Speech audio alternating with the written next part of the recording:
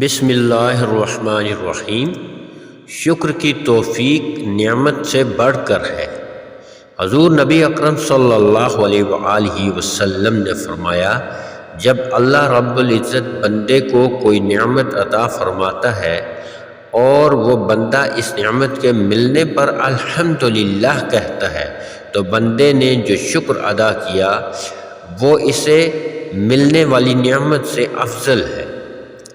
رسول اللہ صلی اللہ علیہ وآلہ وسلم نے ارشاد فرمایا، کوئی بھی اللہ رب العزت سے بڑھ کر تکلیفوں پر صبر کرنے والا نہیں کہ اس سے شریک کیا جاتا ہے اور اس کے لیے اولاد ثابت کی جاتی ہے، پھر بھی وہ انہیں عافیت اور رزق عطا کرتا ہے۔